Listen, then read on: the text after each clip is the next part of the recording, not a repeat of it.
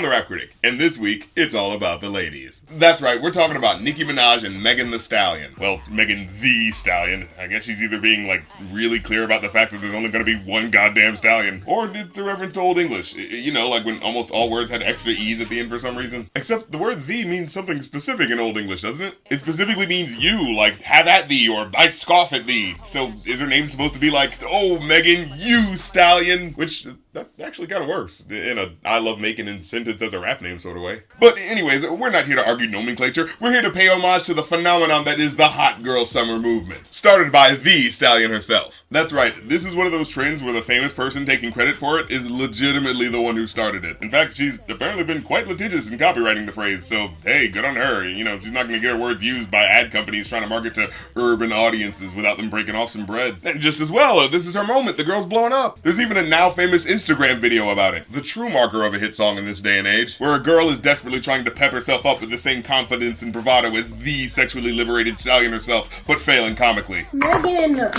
my knee's not strong like yours. You know, hashtag relatable stuff. And just to highlight Megan's connection to her fan base, the official music video actually has Jamisha Jones, the girl from the IG video, indeed having her life transformed by a hot girl summer makeover. It's like when Drake put that Shiggy dude who did the Kiki dance in his video. Except, you know, it makes more sense here. I actually did a video on that, by the way, if you want to check out that bit of cringeworthy comedy. You know, now that I think about it, just like In My Feelings, this song also uses a City Girls sample. Real ass bitch, give a fuck about a nigga. Real ass bitch, give a fuck about a nigga. And that sentiment is the essence of the song and the hashtag itself. Time magazine even ran a piece describing that the use of the phrase hot girl summer distills an affinity towards body positivity and self-affirmation. Hot girl summer, a hip-hop feminist manifesto, taps into these movements from many angles, championing confidence, sensuality, and fun. So here we have a declarative statement that black women are, for maybe the first time in a big way, putting true self-expression ahead of male patriarchal standards that often neglect women's agency. Real ass nigga give a fuck about a bitch.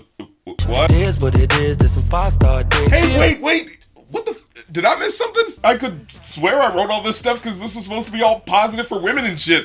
Where'd this joker come from? I just spent all this time building up the song as a veritable anthem for female empowerment, and the first lyric of the hook is about how this guy literally doesn't care about what women think? You got me out here looking like a fucking asshole! And who is this anyways? Ty Dolla Sign.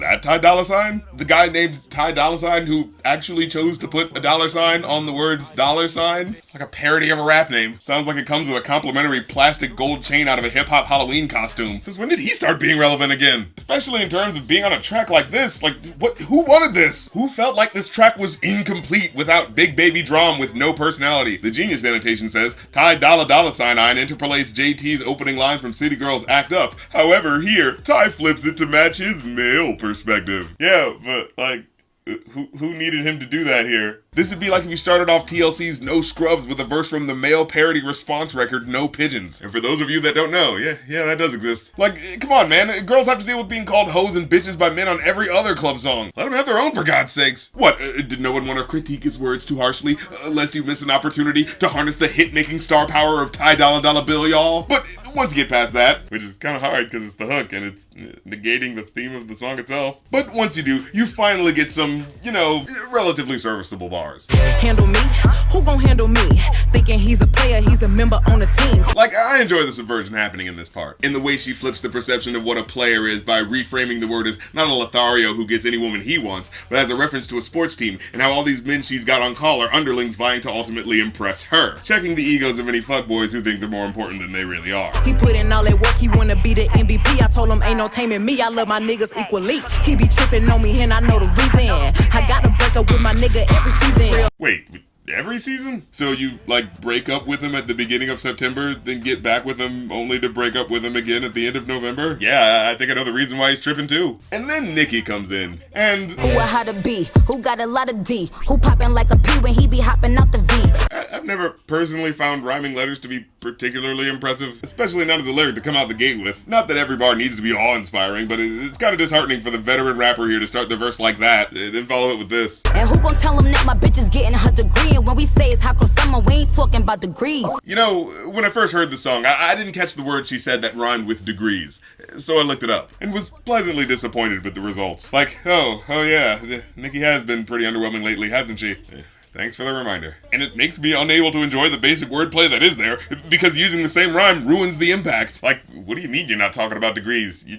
You literally just were. And it's not that Nicki's verse is particularly worse than Megan's, but, you know, I think it's the potential in Nicki that annoys me the most. Like, man, remember when Nicki first came onto the scene? Hell, check out my recent review of Monster by Kanye West if you want to know what I mean. Sure, she was sexual, but she was also a really on-point lyricist. The stuff she said was genuinely clever and fun, and just different than what everyone else was doing. She was being unique and making her way as an artist with her brand of weirdness. And then she needed to stay relevant and sell records, so the first thing that went was the stuff that made her interesting. The weirdness started to tone down, the bars started to get weak and repetitive, and in place of dope lyrics, we just got more and more pop fluff. Like who don't follow me? Cause even in your new bitch, I can see a lot of me. You ain't put me in no brands, but I see you proud of me. Oh, alright, that one was kinda good. We then end on Megan singing some pointed lyrics that tap into deep inner turmoil, revealing the arduous decisions women struggle with on a daily basis. Should I take your love? Should I take that dick? The true dilemma for today's modern women.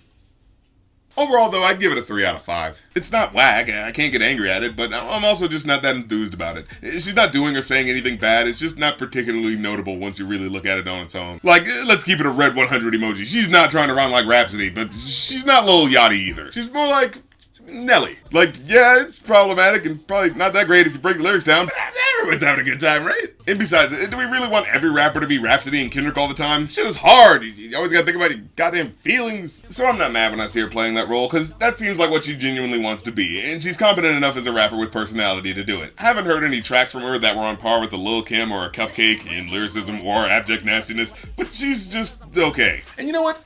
That's fine. I mean, hey, we've been letting male rappers dominate the hip-hop landscape, and allowing a lot of them to be pretty average. So, you know what? In the grand scheme, I'd say it's actually downright radical that she's achieved such a meteoric rise to fame based on subpar lyrics. Enough with the trope of the female rapper and the male-centered rap group low-key being the best one due to long-standing expectations for women to be more notable in order for them to be on equal ground with their male competitors. Don't let us men hog all the averageness. Let's let rappers of all colors, creeds, and identities occupy varying spaces of hierarchical music quality, including the spaces where you say, if it's got a nice beat, I'll check it out, but otherwise, yeah, I'm good. Averageness. The true equality. Well, that's the episode. Leave a like if you like because it helps, comment if you have something to say because it helps even more, and hit the subscribe button and the bell because it helps the most. And if you want to hear the music that I'm into, check out RC Radio on Stationhead, where we play dope hip-hop mainstream radio won't, from any time period and any time zone.